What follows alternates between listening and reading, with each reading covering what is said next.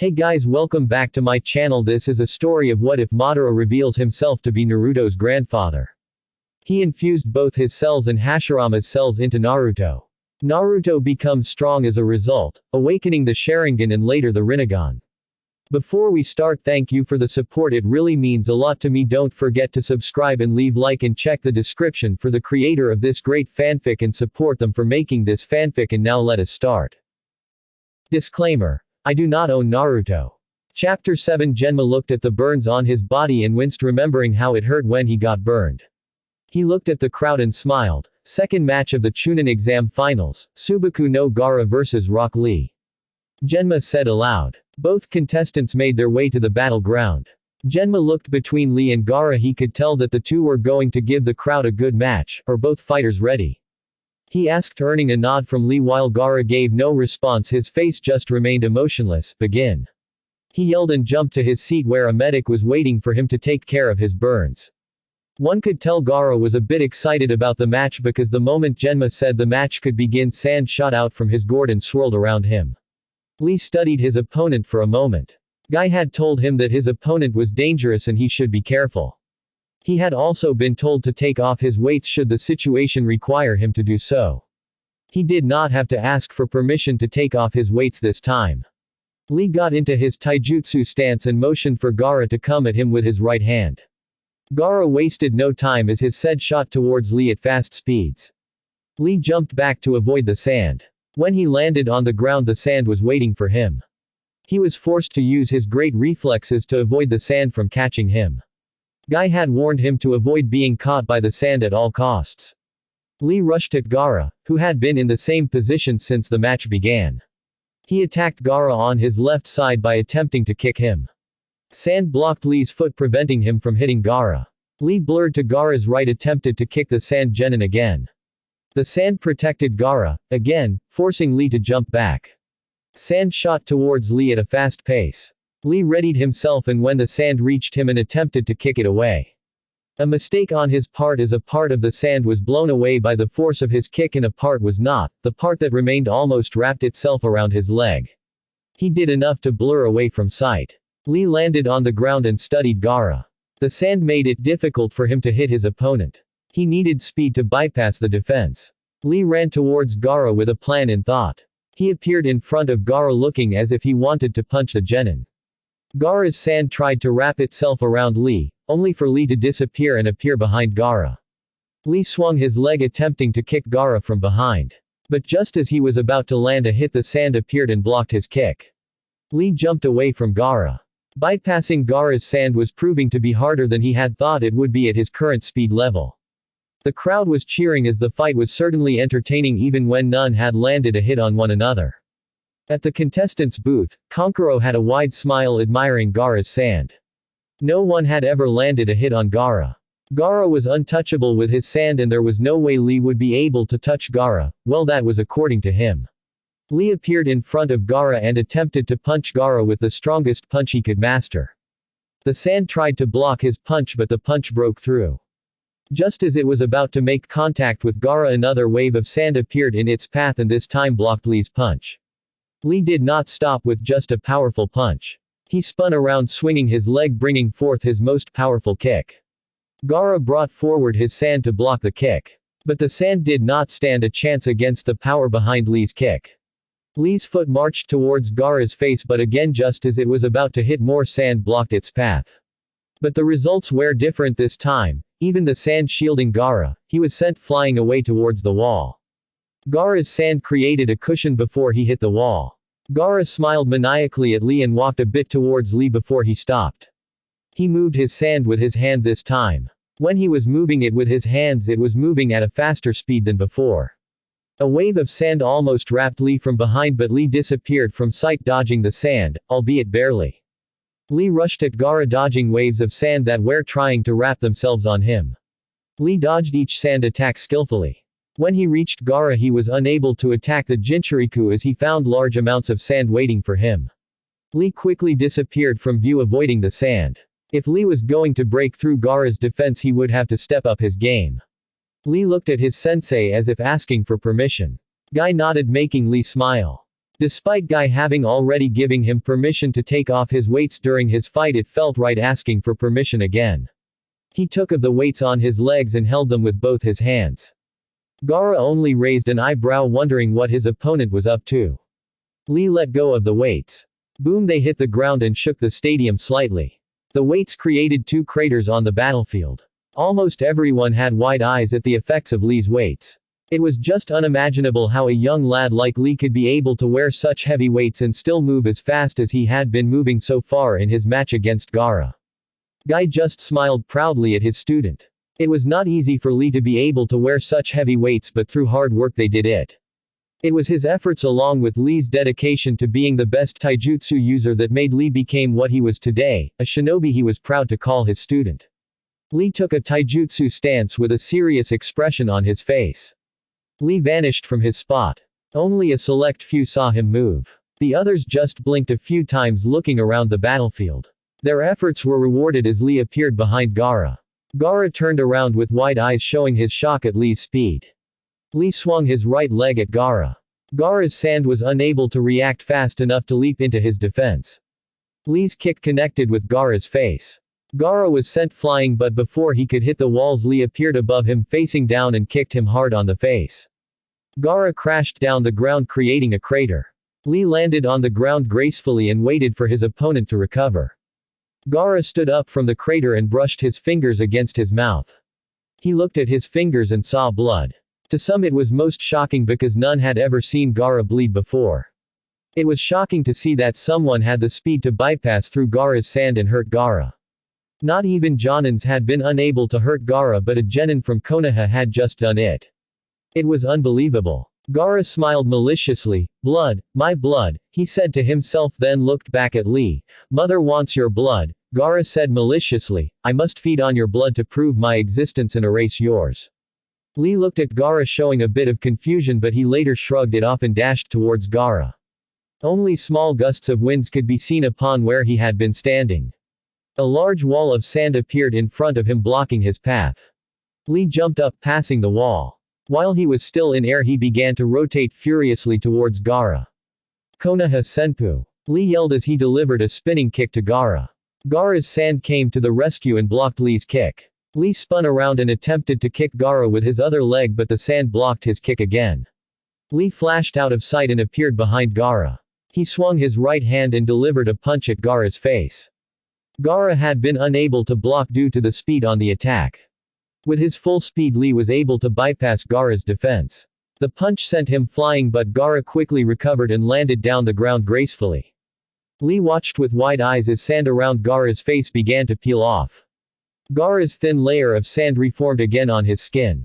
It was his secondary defense mechanism. Lee gritted his teeth in frustrations. So far he had not been able to damage Gaara. It was like all his efforts were pointless. To win he had to risky measures. Lee suddenly blurred out of sight. He was running at his speed's peak. Lee kicked Gaara into air and used Shadow of the Dancing Leaf to get behind Gaara while still in flight.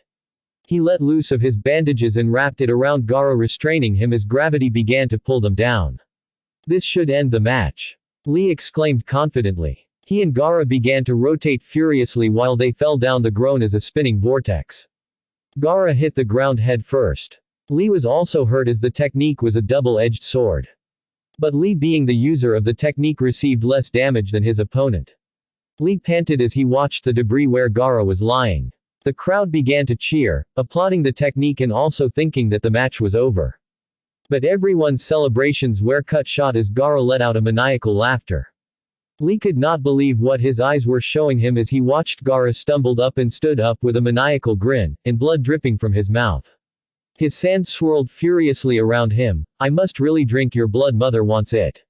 Large torrents of sand began to fire at Lee mercilessly. Lee did his best to dodge all of the attacks. But keeping up with Gaara's sand was tiring him. Gaara was sending the sand at Lee tirelessly without even taking a break. With the smile on his face, it was obvious that he wanted to crush Lee with his sand. Lee found himself backed against the arena's battle floor. He was left to only think of defense as Gaara had been attacking him with his sand furiously. A wave of sand appeared in front him, stretched as if it was welcoming him for an embrace. Gaara grinned and made a fist encasing the sand around Lee. Subaku Q. Gaara said as his said seemingly wrapped itself around Lee. Nothing happened, there was no blood that fell rained down the ground. Gaara was aware that he did not catch Lee because he did not feel him on his sand. Lee appeared a few feet away from his previous position. Some let out a sigh of relief seeing that the match was not over. It seems that I cannot defeat as I am, Lee said seriously looking at Gaara, then I must. Single quote. He trailed off, first gate. Gate of opening. Lee yelled as the aura around him began to change, second gate. Gate of healing. His skin began to change its normal color, third gate. Gate of life, fourth gate. Gate of pain, fifth gate. Gate of limit. Lee yelled. He was surrounded by a blue aura and veins around his body had bulged. Gust of winds picked up where Lee was standing. The crowd was awed at the power Lee was emitting. It was defiantly not the power of your normal genin. This will surely end it. He said and disappeared. Only Jonins were able to follow his movements. Others did not see him move. Naruto was able to see him. He had his Sharingan activated. He did not deactivate it after his match with Neji. The next thing the crowd was Gaara in flight. Lee was striking him at inhuman speeds. It gave Gaara no chance to defend himself. Lee suddenly appeared above Gaara, reverse lotus. He yelled as he hit Gaara with a final powerful punch and kick at the same time. Gaara was sent crashing down like a bullet. He hit the ground creating a large crater. Some with experienced eyes saw that Gaara's gourd turned into sand and created a sand cushion before he hit the ground. Lee landed at the unwelcoming ground harshly due to the use of his technique. He had already closed his gates as he could no longer contain them. His body was bruised and his clothes were tattered. His breathing was labored and he was on his knees as he was unable to stand. The technique used too much power at once and left him without strength. It was why he used it as a last resort. The crowd cheered gracefully at the power of Lee's attack. They thought that it was surely over, as they believed that no one could stand again after crashing down the way Gaara did. The dust cleared revealing Gaara lying down in a crater. Sand was peeling of his skin and more blood continued to drip from his mouth. His sand had absorbed much of the damage he could have suffered. Sand coffin. Gaara said with his hand raised while he was still lying down. Lee found himself at the mercy of Gaara's sand. He tried to escape but his muscles were torn apart and he was out of strength because he had opened 5 gates and used reverse lotus. The sand caught Lee's left leg and hand crashing them. Arg. Lee screamed in pain as Gaara's sand crushed his hand and leg. He landed on the ground harshly. Gaara got to his feet slowly looking slightly worn out but had no significant damage on his body. Gaara chuckled darkly, "Mother will now have your blood." He yelled like a crazed person. Gaara's sand short towards an immobile Lee. Guy tensed knowing that Lee would surely die if Gaara caught him with his sand. In his condition, Lee could not do anything. It was now up to him as a loving sensei to protect his student. He rushed to the stadium to save Lee. He was not alone. A bandaged Genma had the same thoughts as him. Guy was able to get to Lee before Gaara's sand. He took Lee out of the path of the sand while Genma appeared before Gaara. "This match is over," he said sternly. Gaara ignored him and looked over to Guy and Lee. "Why did you save him?" he asked, his features having returned to his emotionless and cold facade. "He is my student, my pride and joy," Guy replied, almost breaking into tears as he walked away taking Lee to the medics. Lee had pushed himself too far. Opening the gates did damage to his body and Gaara's last attack did further damage. He feared the worst looking at his unconscious student, who had passed out because of pain that had gripped him. Genma looked at the murmuring crowd. "Winner, Subaku no Gaara." The crowd applauded. They had witnessed a truly great match. Gaara silently made his way back to the contestants' booth. He did not need a medic, as he was fine. Naruto was somewhat pleased with what he had seen. Both Gaara and Lee were capable genins. Lee had reached an amazing feat.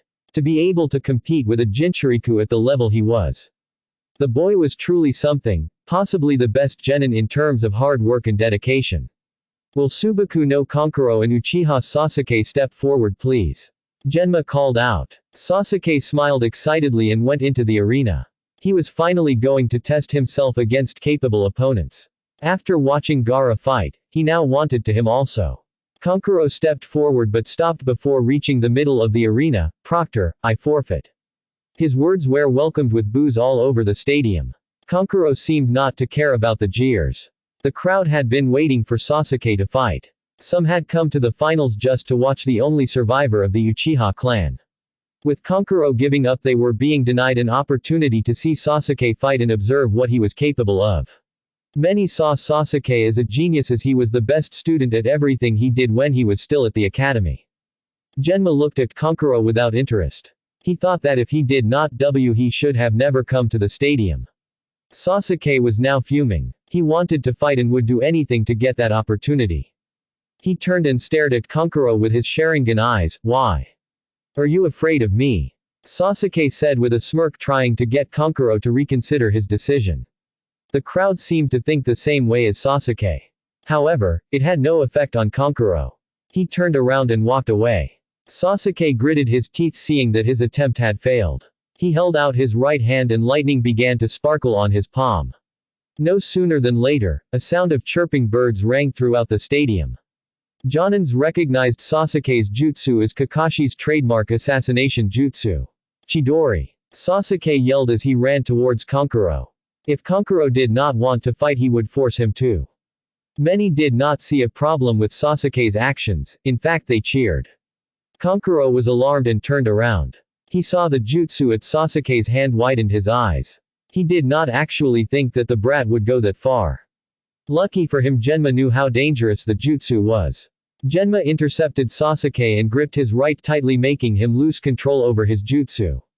The Chidori burst into sparkles of lightning before disappearing. Sasuke gave Genma a death glare, but Genma ignored it. He stared at Kankuro. "You are lucky I stopped him. If I had not, that jutsu would have killed you." Kankuro scoffed and walked away, earning more boos from the crowd. "Let me go," Sasuke yelled as Genma was still holding his arm. Genma ignored Sasuke again and looked back at the crowd. "Uchiha Sasuke will proceed to the next round," he said. Kakashi as Sasuke's sensei appeared beside Genma and Sasuke. Genma let go of Sasuke. Kakashi touched Sasuke's shoulder and both disappeared in swirl of leaves. They appeared where the rest of the Konoha 12 were. Genma sighed. "Will Nara, Shikamaru and Temari step forward please?" Both contestants walked into the ring. Temari looked like she was the only of the two one to be prepared to fight. Shikamaru had his usual bored expression. Genma looked between both fighters. "Are both fighters ready?" he asked, earning nods from both fighters. "Final match of the first round begin," he said and jumped back to his seat. Temari, being the only who seemed to be eager to fight, charged first at Shikamaru. She had seen him fight once and did not think that he could beat her. She believed that she was going to get an easy win. Her large fan was in her hands as she attempted to smack Shikamaru with it. Shikamaru dodged her, attempted and landed down as he began to compute ways of winning the match. After a minute, he had already computed several ways to end the match. The fight continued on as Temari showed her skills with a fan. The fan was used to generate powerful wind jutsus. Temari was certainly a skilled wind user, which was no surprise as Suna was famous for breeding wind users. Wind affinity, despite being very powerful, was very rare. Not a lot of people had a natural affinity to wind. It was a joy to see someone such as Temari demonstrates her skills with a fan. While Temari was on the attack, Shikamaru was running around the battlefield dodging Temari's attacks and throwing explosive tags at the girl. Luckily for Temari, none of the explosives tags hit her. She was not once caught in the explosions. Despite dodging most of Temari's attacks, Shikamaru was unfortunate and was hit by one of Temari's attacks. Luckily, for him, it did not give him much damage, all did was to give him a few cuts. Shikamaru was also trying to catch Temari with his shadow possession jutsu. He was skillfully trying in the best way he could to catch her. It was most surprising at how hard Shikamaru seemed to be fighting. None had ever seen Shikamaru try anything that hard unless a life was in danger. The results had gone the way Shikamaru had predicted. He finally was able to catch Temari and restrain her with his shadows. He forced her to pick up a kunai and point it to her neck with his shadows. He was controlling her movements and could make her to whatever that he wanted her to do. Temari had thought that the match was over and she had lost, but Shikamaru ended up forfeiting the match. She was surprised that he could forfeit the match when he was in the position to win. His reasons were that it was too troublesome to continue on, he had little chakra left and he just wanted to get the promotion. Temari could have refused to accept that she was winner of the match, but she accepted it. Her pride as a kunoichi had taken a bite because she did not proceed to the next round because of her skills but because her opponent had chosen to give up when he had her backed against the wall. The match in whole was rather worth watching. The crowd loved it and cheered at the end despite Shikamaru forfeiting when he could have won the match. Genma stood in the middle of the arena. We will now take a 20 minutes break before we. He trailed off as Gaara shunshined into the battlefield. I don't need a break, let us continue now. Gaara said emotionlessly. Genma sighed and looked at the Hokage as if asking what to do. The Sandaime just smiled at him telling him to do what he felt was right as the proctor. Okay, since one of the competitors seems not to need a break we'll begin the second round, Genma said earning cheers from the crowd, which seemed not to want the break. The matches will be as follows, winner of match 1 will face winner of match 2, and the winner of match 3 will face the winner of match 4. Genma said. The first match of the second round will be you. He trailed off remembering something important. A young woman from the crowd sitting at a seat near the fighting area of the arena spoke for him, Namikaze Naruto. The young woman earned chuckles from some spectators. Genma coughed to get everyone to return their attention to him. Thank you, he said looking at the young woman. The match will be Namikaze Naruto versus Subaku no Gaara. Now since Gaara is already here will Namikaze Naruto step forward please. Naruto appeared in the middle of the arena in a burst of flames. You can begin. Genma said returning to his seat. Gaara grinned maliciously at Naruto. Mother has been waiting to feed on your blood. Naruto raised a single brow. It was not the same time he had heard Gaara say mother and blood. He figured it was the Shukaku whispering things to his mind. Given what Zetsu had gathered about Gaara's childhood it was not surprising that Gaara would give in to Shukaku's influence. I have seen the extent of your power, thus I have no reason to test you myself, Naruto said not bothering to reply on Gaara's words, I will not hold back. Naruto said. Naruto did hand seals and needed chakra inside body turning it into fire. Fire release. Majestic fire destruction. Naruto expelled a stream of dense flames that ignited upon reaching their target, Gaara. The fire expanded covering most of the fighting ground of the arena. Naruto held the flames for some time wanting to see how Gaara's sand would hold on. Gaara was in the middle of dense and intensive sand. A few were starting to fear for his safety. It was like he had been thrown in a pit of flames. Gaara had seen the flames coming and had his sand created a dome of sand around him. The sand held on but the intense heat of the flames heated his sand and made it unbearable for him. The intense heat inside his sand made it hard for him to breathe. The heat was sulking out the oxygen inside his shell. Naruto stopped his jutsu before he cooked Gaara alive. The flames cleared and Gaara's protective sand crumbled down into dust. Gaara fell on his knees with wide eyes sweating and trying to catch his breath.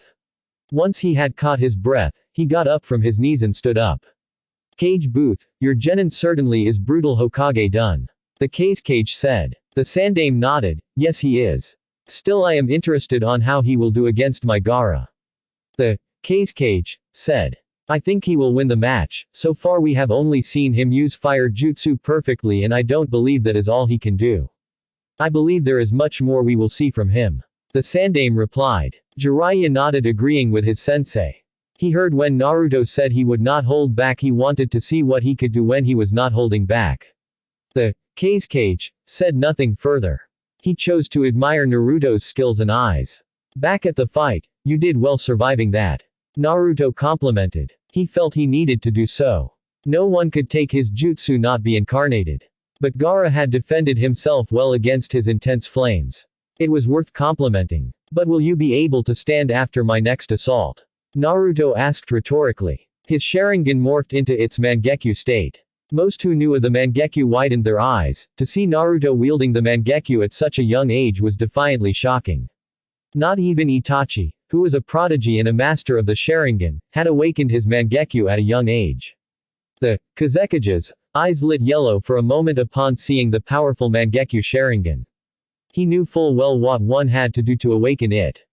He had done a lot of research about it. The Mangekyo made him admire Naruto even more than he was currently. He would be so feared if he could have both Sasuke and Naruto by his side. He wondered if Naruto had the Mangekyo when he fought him at the Forest of Death. Naruto crossed his hands on his chest while Gaara just watched him. A blue chakra began to form around him. The chakra became dark blue and took a form of a skeletal humanoid that surrounded Naruto. The beast's head, though skeletal, had dark yellow eyes and a thin skeletal chin. The beast grew to a larger size and unleashed a roar. Its size was enough for Naruto, as he wanted to be able to move freely in the confined space. The beast stretched out both its hands as blue chakra blades formed. Susanoo. Naruto said. Naruto's Susanoo shocked many who had never seen anything like this before. At the cage booth, the elder shinobi who knew what it was just widened their eyes. The cage chuckled darkly inwardly and sat at the edge of his seat. Jiraiya and the Sandaime did not notice as their eyes were firmly on Naruto. Gaara just continued to watch Naruto emotionlessly with his sand swirling around him. The crowd was awed by what they were seeing. They never expected such a thing from a genin at the Chunin exams. It was like watching a Junin exam, not a couple of genins displaying their strength. My incomplete Susanoo versus your perfect defense. We'll see which is the stronger. Naruto said to Gaara monotonously. He was not expecting Gaara to answer his question. Even if Gaara wanted to answer, Naruto did not give him a chance as his Susanoo began its charge. The Susanoo swung its right blade towards Gaara. Gaara created a wall of sand on his left to protect himself from the attack. The blade had much power and broke through the defense. Gaara reinforced his defense with more dense sand. This time the blade hit a wall but still pushed him. Naruto's Susanoo swung its left blade at a fast pace towards Gaara. His sand was still holding back the blade on his left and much of his effort was focused on holding back the other blade. He could not block the next attack. He jumped back, abandoning his sand. The Susanoo's blades returned next to Naruto. Gaara sent a wave of sand towards Naruto. The Susanoo swung its blade and propelled the sand away from it with its blade. The Susanoo fused its blades, making one long blade, and wielded it with its right arm. It swung the blade towards Gaara, who created a dense wall of sand in front of himself to avoid being hit. Naruto's attack broke through the sand and hit Gaara. The power of the attack sent him crashing towards the wall of the arena. Gaara created a large dent on the wall with his crashing. He winced as he felt like Lee had thrown his weights on top of him. The Susanoo brought its left hand, created a fist, sending it towards Gaara. The punch hit Gaara dead on and broke through the wall. Gaara let out a scream of pain as he felt the impact of the huge punch that hit his whole body. His second protective layer of sand was starting to peel off due to the damage his body was taking. The Susanoo dragged Gaara from the wall and dropped him in the middle of the arena. His mouth was pouring out small amounts of blood. While Gaara was still lying down, the Susanoo raised its right hand and slammed Gaara down the ground. The attack created a large crater on the battlefield. The Susanoo did not stop with its attack. It picked up Gaara from the crater and threw him towards the wall. Gaara's gourd burst into sand and created a cushion for him to hit, but he still created a large dent on the wall. All of his sand had now peeled off his skin. His body was heavily bruised and parts of his body were now bleeding also. His breathing had become labored. Had he been a normal person, he would not have been conscious right now. The ferocity of the attacks were too intense for a normal person to take them and remain standing or alive for that matter. Because of his sand, he only had a few broken ribs. Feathers began to fall inside the stadium and the crowd began to fall asleep. Genjutsu, I guess the invasion has started. Naruto said to himself. No sooner than later, fights began to break out inside the stadium. Naruto deactivated his Susanoo. When he looked at Gaara, he saw the Genin siblings running away from the stadium with him. He looked at Sasuke and saw the Genin going after them. Naruto shook his head. Gaara was in no condition to fight unless he used Shukaku's chakra. The chakra would heal and make him stronger than he was. Naruto suddenly on his knees under extreme pain. Using Susanoo had its benefits, but it put his body under extreme pain. The pain had lessened from the first time he had used it. With a lot more training he would be able to use it without any pain. Despite his body being the perfect vessel to wield any amount of power, he was still of young age and needed to grow his body into a more mature body. Naruto got up from his knees and found himself surrounded by 10 shinobis. The shinobis smirked at him as if they promised him pain. They were all sound ninjas. Judging from what Naruto could sense from them, they did not seem to be strong. Do you wish to dance with me?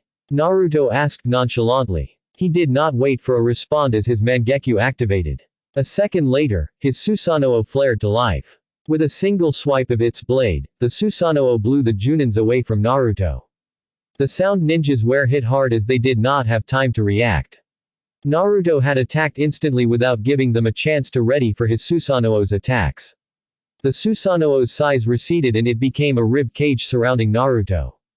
The shinobis Naruto had attacked got up and prepared to fight Naruto.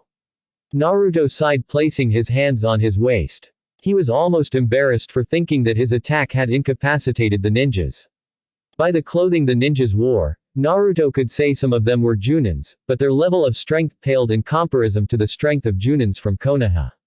Naruto deactivated his Susanoo. He flashed through hand seals. Fire style. Majestic flame destroyer. Gathering chakra inside his body and turning it into flames, he expelled a large amount of flames that spread out like a wave of water. It was just as big as the one he had used on Neji. It was a good thing for him, as he had never tested the jutsu on many people. One of the Jonins tried protecting himself and his comrades. Water style. Water encampment wall. He yelled as a wall of water tried putting out the flames. However, the flames spread out wide and were impossible to contain or dodge. One Suiden jutsu could not stop the dense flames. The flames reached the Junins and began to eat away their flesh. They let out screams of pain as the flames began to incarnate. Naruto just watched impassively as his jutsu incarnated the sound invaders. He turned around and jumped on the roof of the stadium. Looking around, he saw a purple barrier on top of the academy building. Naruto figured that must have been where the leaders of both sides were fighting. Naruto looked carefully inside the barrier and found that it was Orochimaru fighting the Hokage, not the Kazekage. He concluded that Orochimaru had impersonated the Kazekage as he did with the Kusa-nin at the Forest of Death. Naruto was sure the Sandaime could take care of himself even if Orochimaru was his opponent. Despite the Sandaime being old and just a shelf of his former self, he was still capable of defeating even the likes of Sanins. He was by no means a pushover because he was old. Naruto acknowledged that fact about the Sandaime was still strong despite his old age. The barrier was set so that no one could enter nor leave. It was a perfect place to fight without annoyances interrupting. At the walls of the village, large snake summons were destroying the village's walls. Konoha shinobi were trying in futile to stop the summons from entering the village. As Konoha shinobi tried holding off the summons, large toad summons puffed into existence and began to wrestle with the snake summons. It was given that Jiraiya had been the one to summon the toads, given that he was the only one who had the toad contract. Naruto activated his Susanoo again. It was still a ribcage surrounding him. He wanted to fight, deal with some sound and sand shinobi. Earth style. Mud dragon. A mud dragon hit Naruto from behind. The jutsu crashed into his Susanoo and sent him crashing down the ground from the rooftop. Naruto was so busy with his thoughts he forgot that he was in the middle of an invasion. Naruto hit the ground and created a larger crater. He was unharmed from the attack. His Susanoo shielded him from being hit by the earth-style jutsu. The Susanoo absorbed any damage Naruto would have suffered. Naruto was sent crashing because the Susanoo was not rooted down to anything but to Naruto. It went everywhere Naruto went. Naruto got up from the small crater unharmed, his Susanoo still protecting him. He looked up at the room to see those who had attacked him. I tend to be careless knowing that my Susanoo is active, guess I should deactivate it. He said to himself. Deactivating would also save him from using too much chakra. Susanoo consumed a lot of chakra from its user. Despite his vast pools of chakra, Naruto was not above acknowledging that keeping a Susanoo activated for longer periods would take a huge bite off his chakra. Two ninjas jumped down from the roof and surrounded him. Naruto did not move at all, his Mangekyo scanned them while his face remained impassive. Orochimaru-sama has some business to attend with you. He wants you to come with us, if you refuse we will take you by force. That attack earlier was just to show you we can take you by force. The one at Naruto's front said. He wore standard Junin attire and a sound forehead protector. Oh. Naruto muttered with a raised brow. I would prefer if you refused because I want to see what the great Sharingan can do, the one at Naruto's back said sarcastic while walking into his front. I bet I can take you on by myself. He exclaimed arrogantly. Naruto observed both Junins, they were stronger than the previous ones and seemed confident of their abilities. However, underestimating the power of the Sharingan was foolish thing to do. That is rather foolish, Naruto said, turning his one visible eye to the Junin who dared to mock his dujutsu. Foolish. Naruto gave no response. He pointed at the Junin, Tsukuyomi. The sound Junin found himself warped into another world. The world he was in was bloody red and black. Even the sky was all red and black. All sides to be just endless void of red and black. Under his feet a giant eye in the same form as Naruto's Mangekyo Sharingan appeared. The look of the eye was menacing, cold, and devoid of any emotions. The eye brought fear to the Junin. He was suddenly pulled up into the air with both his hands stretched. He was nailed on a cross. Naruto appeared before the Junin. His face still showed no emotion. With his right hand he had a black blade which he pointed straight at the Junin. This is my world, in here I control everything, I see everything. For 72 hours, I will put you through an uncomfortable situation because of your arrogance. Naruto said, his tone devoid of any emotion. This eye is not happening, it's just a genjutsu. The sound Junin yelled. Naruto responded by piercing the man on his chest again, and again. The Junin screamed in agony at the pain he felt. Naruto's blade entered his body second by second without mercy. No blood dripped from his body, as the blade did not leave a wound. The sound Junin stopped screaming after a few hours. Naruto cancelled his jutsu. In the real world, the Junin Naruto had put under Tsukuyomi fell down to the ground unconscious. Only a second had passed in the real world. Tsukuyomi is the most powerful genjutsu in existence. Only those from the Uchiha clan to have awakened the Mangekyo Sharingan can perform it. The torture done in the world of Tsukuyomi affected the mind, bringing psychological trauma which was almost impossible to cure unless one was a medical expert. It only required eye contact to be casted. However, it consumed a lot of chakra and put a lot of strain on his left eye, which he used to cast the powerful genjutsu. He only lasted for 32 hours. Naruto said to himself. The other Junin bent down to his friend seeing him fall. He touched his neck and felt his beat, albeit barely. He turned and faced Naruto, glaring at him with all the anger he could will. His best friend was down and he did not know what had happened to him. What he knew was that Naruto must have been the one to harm his friend. What did you do to him? He demanded. Naruto was unfazed by the anger of his opponent. Nevertheless, he did answer the question. I tortured him. He replied simply as if it was insignificant. The Junin gritted his teeth in anger. You little bastard, I will make sure you pay from this. He said, forgetting his mission. He took out a kunai and rushed at Naruto blindly in anger. He tried stabbing Naruto with his kunai several times, but Naruto dodged the sluggish attacks. The man was blinded by his fury that he could no longer fight at his level best. Naruto disdained weak-minded fools of shinobi who could not control their emotions. As the sound Junin grew frustrated, his anger reached new heights. He could explode at any moment as his frustrations added to his anger. Naruto made eye contact with the Junin, Sharingan, genjutsu. He trapped the man in a genjutsu. He hated fighting enemies who had no fight in them. It was a waste of his time and efforts. The sound Junin found himself trapped in another world. The world's sky reflected a rather huge eye version of Naruto's Mangekyo Sharingan. This made the world appear blood red. The sound Junin quickly realized that it must have been genjutsu. However, before he could try to dispel it, a monstrous shadow with 9 tails appeared before him. The Kyuubi stepped forward slowly in a menacing form. Its large bangs glared at the Junin and its blood-red eyes looked through his very soul. He thought it was a genjutsu, but he could defiantly feel powerful and hateful aura the Kyuubi emitted. The fear that had gripped him felt like it was real. What's going on here? He stuttered in fear. In response, the Kyuubi grinned darkly, making the Junin shudder at the dark grin. It was far scarier than he had seen from Orochimaru when he was excited about something. Kai. The Junin yelled. Kai. The genjutsu did not disappear. It was not an easy genjutsu to break if one was not adept to genjutsu. Naruto had hit a jackpot. The Junin he had caught with his genjutsu was not adept to genjutsu. The genjutsu Naruto used was his only genjutsu aside of Tsukuyomi. Like any other genjutsu, this genjutsu trapped a person inside an illusion. Despite it being easy to detect because of the change of scenery, it was hard to break. The genjutsu was similar to demonic illusions. Instead of showing people what they feared to cause trauma to victims, Naruto's genjutsu fed on the fear of a person. The more a victim became fearful, the harder it became to break. It had a time limit of a single minute. The Kyuubi rushed towards the sound Junin. It raised its paw and attempted to squash the Junin. The sound nin was in a state of shock as he was trying to figure out what was happening to him. He thought he was under a genjutsu, but it did not dispel when he tried to disrupt chakra inside his body. Still, he held little hope that it was still a genjutsu. He watched as the Kyuubi's paw hit him, compelling him down the ground. It held him there, leaving only his upper body visible.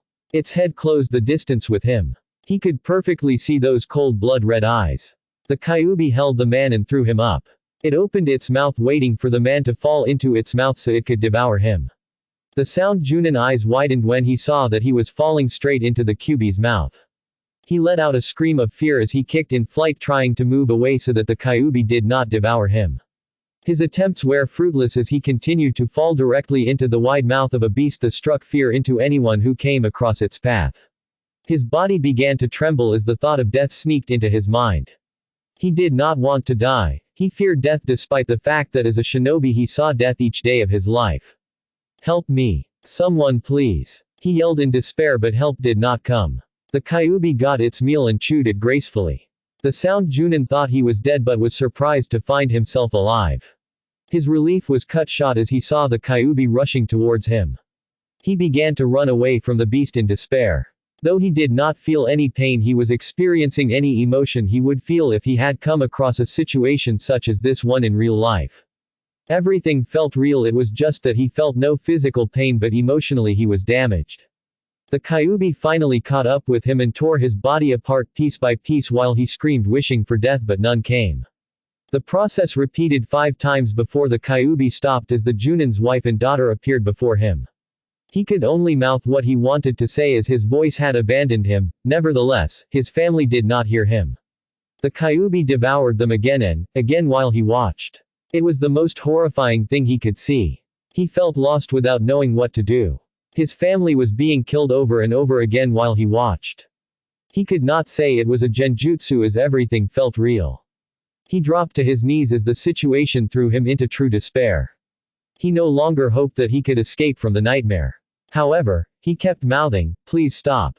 Please stop," as tears poured out of his eyes. He closed his eyes, and when he opened them, he saw Naruto staring at him. He looked at his trembling eyes, and then around he saw that they had returned to Konoha. Naruto appeared closer to him and whispered into his ear, "Run away. Tell Orochimaru that I refuse to follow him. Should he persist, I will find a way to kill him sooner than I would like." The sound Junin nodded vigorously while trembling and crying. Despite his condition, he crawled away from Naruto.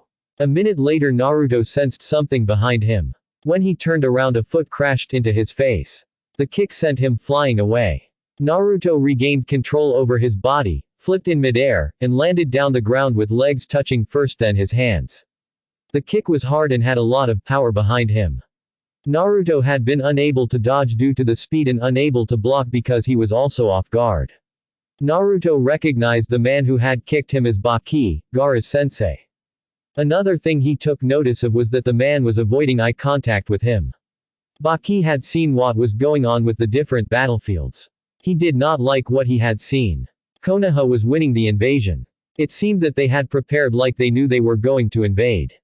If Gaara had been taking part, it would not have mattered. But there was another thing he could do to ensure that things went his way: kidnapping the son of the Yondaime Hokage. Unlike any other children of past and present Hokages, Naruto was different. Konoha loved the Yondaime more than they loved first Hokage. Capturing Naruto would force Konoha to give in to their demands. They would not dare try to abandon the only child of their greatest hero. If word got out that they had abandoned the son of the Yellow Flash, it would certainly take a huge bite off their image and economical structure. Very few villages would want to associate them if they abandon him. Baki smiled inwardly. His plan was indigenous. "You will come with me," Baki said in a commanding tone. He said it, still avoiding making eye contact with Naruto's eyes.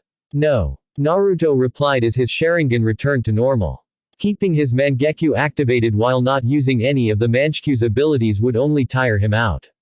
"I guess I have no choice then but to take you by force," Baki said and blurred out of sight. He appeared in front of Naruto and attempted to punch him. Naruto blocked the punch with both his hands. Baki swung his right foot high trying to kick Naruto. Naruto brought out both his hands to block the kick. The power behind the kick pushed Naruto back a few feet. Baki suddenly appeared in front of Naruto with his right foot raised. He attempted to kick Naruto on his chest. Naruto blocked the kick by both his hands as he could not dodge despite being able to predict what Baki was going to do. The power of the kick sent Naruto flying away. Naruto regained his balance and touched the ground with his hands and legs so that he could stop. Naruto rose up and looked at Baki. The man was considerably strong. He was worthy of being a sensei to a Jinchuriki. Fighting someone like him without his Mangekyo active would prove to be a nasty thing for him. Before Naruto activated his Mangekyo, Kakashi and Guy appeared in front of him, both in battle stances. Naruto, you go after Sasuke. He went after Gaara. Shikamaru, Choji, Kiba, Shino and Neji have already gone after him, but I think they will need your help, Kakashi said. We will deal with this one.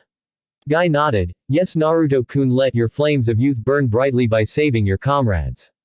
Naruto turned around. Fine, he said.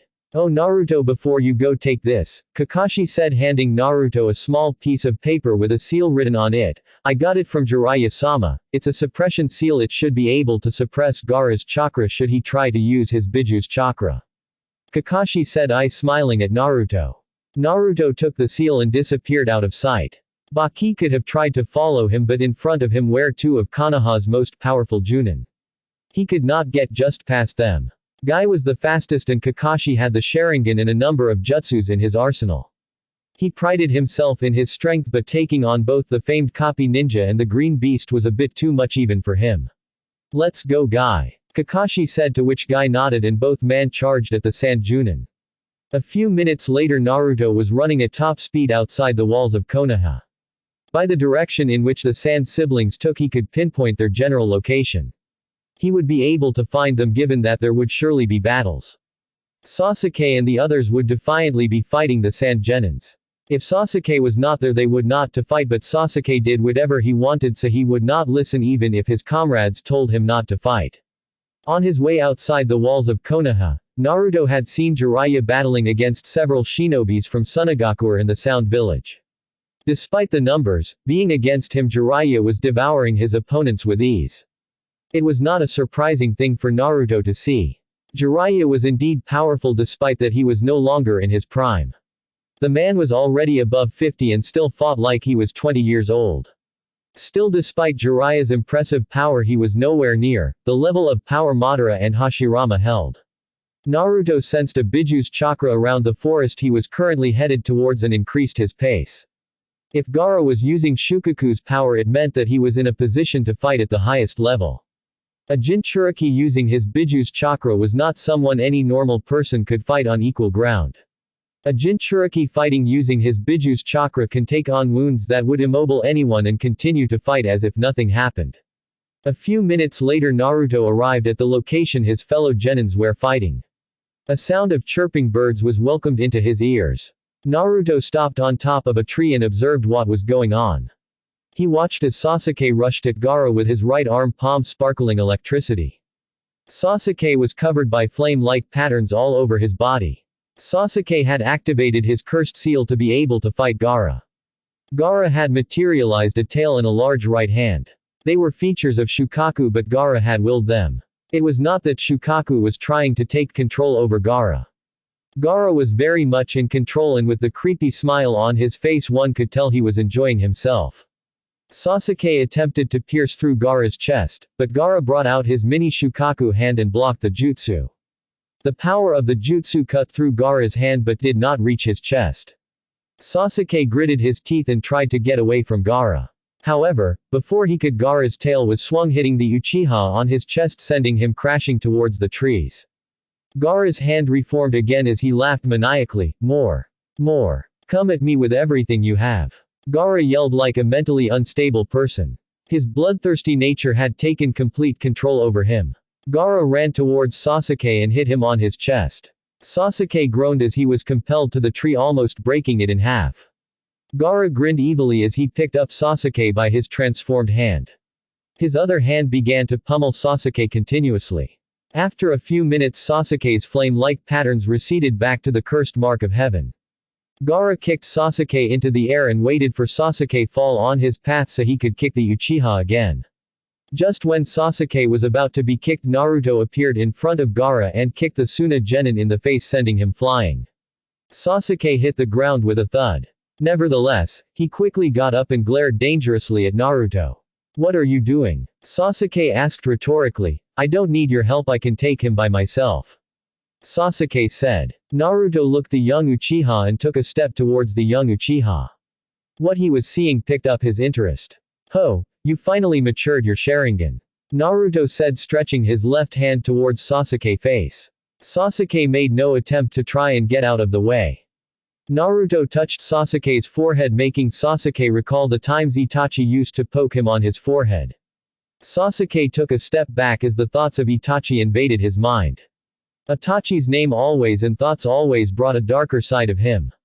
Naruto's hand closed Sasuke's eyes. Sasuke was consumed by his thoughts to think of what Naruto might try to do to him. Naruto swung his right hand and hit Sasuke at the back of his neck, knocking the Uchiha out. Sasuke fell down to the ground with a thud. Naruto did not attempt to catch him. "Hey Naruto!" A voice called out behind Naruto. Naruto recognized the voice as Shikamaru's. "We will take care of Sasuke, you handle Gaara," Shikamaru said. He was standing under a tree with Kiba, Neji and Shino. Kiba seemed to be wounded, though not badly enough to threaten his life. Temari and Kankuro were tied together next to the Konoha Genins. Naruto said nothing. He jumped up onto a tree branch and looked at Gaara. Taking a fight with another Jinchuriki would not be good for his health if he did not fight seriously. He had been fighting for too long now and had used high-level jutsus, including the chakra-consuming Susanoo and Tsukuyomi. He was not running out of chakra, he just knew that it would end up nasty for him fighting a Jinchuriki for a prolonged time. He was also a Jinchuriki, but he never used the Kyuubi's chakra. He never used it all when fighting. Naruto chose to fight with his own power. The main problem was that Gaara could turn into Shukaku. If Gaara did succeed in taking the form of the Ikibi, it would prove to be nasty. Nevertheless, should he be fighting with Kyuubi's chakra, he would not have to worry about anything. The Kyuubi was the strongest of all the Bijus. It would be damning to his pride to lose to any Jinchuriki when he had the strongest Biju sealed inside of him. Naruto activated his Mangekyo, preparing to fight with the Sand Jinchuriki. He needed to go all out from the beginning to end the fight at a short time. "Naruto," Gaara called with a dark look spread across his face, "Mother wants me to devour you for what you did earlier to me, and so I will. Your blood smells good to me, I can tell it is delicious," Gaara said and ran towards Naruto. Gaara tried slashing Naruto's chest horizontally with his claw. Naruto was able to predict the attempt, thus he sidestepped. He was still faster than Gaara, which made it easy for Naruto to dodge Gaara's attack. Naruto caught Gaara's left hand and spun around twice, picking up speed.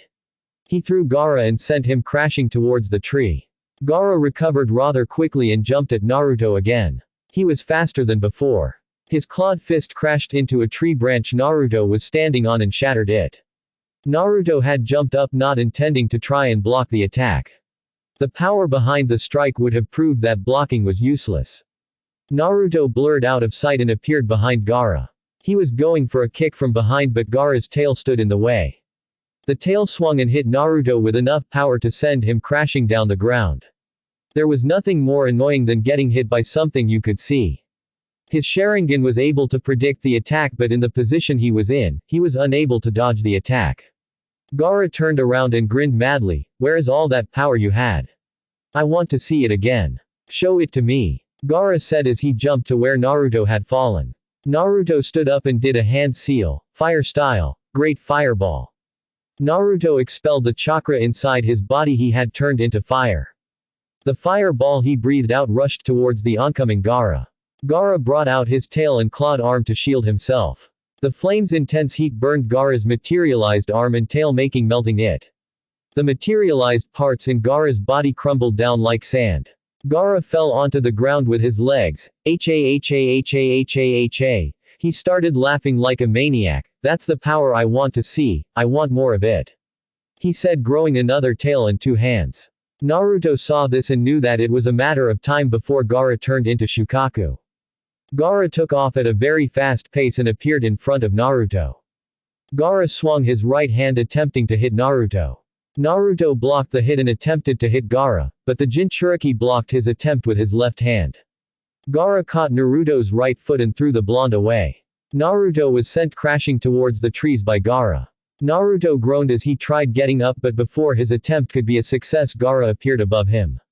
Both Gaara's clawed hands were speeding down towards him. Naruto could only bring both his hands to block. The power of the strike resulted in making his attempt to block useless. The double hand punch grounded Naruto. Gaara jumped up attempting to squash Naruto under his feet. This time was able to escape Gaara's strike. Gaara hit the ground with his legs, created a large crater. That would have been nasty if I got hit, Naruto said to himself. Gaara raised both his clawed hands pointing at Naruto. He began to shoot sand bullets at Naruto. Naruto jumped around the trees dodging the sand bullets. Gaara only increased the number of bullets he fired at Naruto. He was laughing maniacally as he was enjoying watching Naruto dance around. It was quite an amusing scene for him to watch. A dark blue ribcage surrounded Naruto, protecting him from Gaara's bullets. The Susanoo blocked all of Gaara's sand bullets. Naruto was unable to dodge. Gaara finally stopped, allowing Naruto a chance to catch his breath. Naruto deactivated his Mangekyo and prepared for another round. The Sand siblings watched their brother fight against the son of the Yondaime Hokage.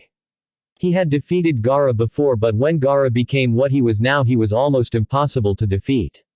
It was why they did not want to be close to the battlefield, or else they would also be caught in the crossfire. However, there was nothing they could do since the opposition who defeated them had tied them and were currently standing behind them watching the fight.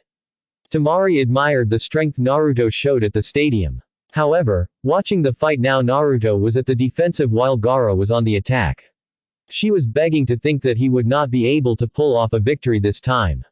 Naruto channeled chakra into his feet for more speed. He suddenly disappeared and appeared in front of Gaara. He punched Gaara on his gut with a powerful punch. He proceeded to punch Gaara at his face several times before jumping up. Naruto swung his right leg towards Gaara. The leg connected with Gaara's face, sending him crashing towards the trees. Naruto landed gracefully on the ground, panting slightly. He held a hand seal and converted the chakra needed inside his body into fire style, flame dragon caterwall. Naruto said as he expelled 5 small flame dragons. The dragons sped towards Gaara. They were set to explode upon hitting their targets. 4 hit Gaara's arms and 1 hit Gaara's tail. All 3 materialized body parts exploded into flames. Gaara let loose of a pained scream because of the explosion. I refuse to be beaten. Gaara yelled out as he leaked considerable amount of demonic chakra. An explosion of chakra rocketed around him. Naruto remained calm despite knowing the dangers that was knocking. It was of no good losing calm because things were not looking good. If anything, losing calm made a person make rush decisions, resulting in mistakes that one would not have made had he remained calm. Naruto watched as the debris cleared. Gaara had transformed into a chibi Shukaku. Naruto created a wood clone and sent it towards the mini Shukaku. The wood clone sped towards Gaara and engaged him in a fight. While the clone kept Gaara busy, Naruto converted chakra inside his body into dense and intense fire going through hand seals. Fire style. Majestic fire destruction. Naruto said as he expelled a stream of intense flames towards Gaara. The clone was to keep Gaara busy while Naruto performed his jutsu so that it could not get away. The stream of fire hit Gaara and the clone, setting them ablaze. Both were engulfed in a sea of flames of intense heat. The fire spread out wide, incarnating everything it touched. Naruto knew Gaara would not be incarnated by the fire because of his form. His real body was inside of the beast he had become. The chibi Shukaku was like an armor. The flames would only burn the armor. Naruto stopped his jutsu and watched as the mini Shukaku crumbled down into dust, leaving a slightly burned Gaara. The Sand Genin was breathing heavily and his shirt was burned off his body, leaving him bare-chested. Gaara began to leak large amounts of demonic chakra that would make anyone run away for their lives. Naruto knew what was coming. He could not put Gaara under Tsukuyomi, as psychological trauma to Gaara would only free Shukaku since Gaara's mind was already unstable. He was forced to use the chakra suppression seal Kakashi had given him. Naruto rushed to appear in front of Gaara. He took out the piece of paper and placed it on Gaara's forehead. The chakra Gaara was leaking disappeared. Gaara fell down with a thud on his back. Naruto followed his example by following down on his knees. He breathed heavily for a minute before standing up again. Shikamaru and the others started to walk over to Naruto with their prisoners, seeing that Gaara was down. Sasuke too walked with them since he had already come to after Naruto had knocked him out. He was very angry when he woke up, but a thought sneaked into his mind. He decided to take up that thought to make up for being knocked out by Naruto. I lost, again, Gaara said weakly to himself. His eyes traveled weakly towards Naruto. How are you stronger than me? He asked, surprisingly calm for someone who was like a maniac. I train harder than you, Naruto replied, but I have been once told that you can be truly powerful when you fight to protect your precious people. Precious people. People you care about. Naruto responded. Fighting to protect your precious people. Is that why you are strong? I already told you, I am strong because I train hard to become strong. As for my precious people, they are all dead, Naruto replied nonchalantly. I must praise you for your strength. Had you fully transformed into Shukaku, I would have lost. Naruto said, his left eye narrowing behind him as he sensed several chakra signatures from behind. He turned around and raised a brow, seeing a wide grin from Sasuke. Shikamaru was the first to speak. Are you alright, Naruto? Shikamaru asked with a bit of concern in his voice. He saw Naruto fall to his knees and just wanted to make sure he was alright. Naruto nodded. Yes, just a bit worn out, he replied, his eyes going back to Sasuke. I see, you copied my majestic fire destruction. Naruto guessed correctly. Sasuke's grin only widened. What do we do about them? Neji asked. Them, referring to the Sand siblings. It is only logical that we take them back to Konoha given that they are children of the Kazekage. They would prove to be essential in future negotiations with Tsunagakuer. Shino said, keeping his calm demeanor. I agree with Shino. Shikamaru said, his tone having gone back to his usual lazy tone. No, Naruto said, getting the attention of everyone, free them and allow them to return home. Naruto said, who are you to tell us what to do? And Shino makes a good point, why should we do what you say? Kiba fumed out of nowhere. However, Naruto blissfully ignored him. The other genins gave Naruto a question look. The Kazekage is probably dead, Naruto said, making Kankuro and Temari's eyes widen. The Kazekage, who was at the Chunin exam finals, was not the Kazekage but rather Orochimaru impersonating the Kazekage. When Suna realized that their leader was killed, they will abandon the sound and return home. Shino nodded along with Shikamaru, assuming that Orochimaru had manipulated Suna to believe that he was the Kazekage after having killed the real Kazekage. It is highly unlikely that Konoha will take any action against Suna. Shikamaru spoke his thoughts. They untied the two-tied Sand siblings. Temari gave Naruto a grateful smile, which Naruto did not return, making the girl frown. She tried her best not to let her temper get the best of her. She hated being ignored, especially by someone she was trying to show that she was grateful to. However, in her current situation she could do nothing. Naruto disappeared away from the group, making his way back to Konoha. Temari and Kankuro picked up Gaara and headed towards the Wind Country. After they had made a distance between themselves with the Konoha group, Gaara said two words that made his siblings almost cry. I'm sorry. With Naruto a few minutes later, Naruto reached the walls of Konoha. He looked around and saw that the fighting had already stopped. He had sensed multiple chakra signatures making their way away from Konohagakure when he was returning to the village. The wounded were being treated by many medical ninjas within the walls of the village. The barrier that was set on top of the academy had disappeared also. Naruto disappeared to the shinobi district. He wanted to allow his body to rest. He did not really care about any other details. What mattered most was that Konoha had won the invasion. From now on, I'm gonna make normal length of my chapters to be around 10k.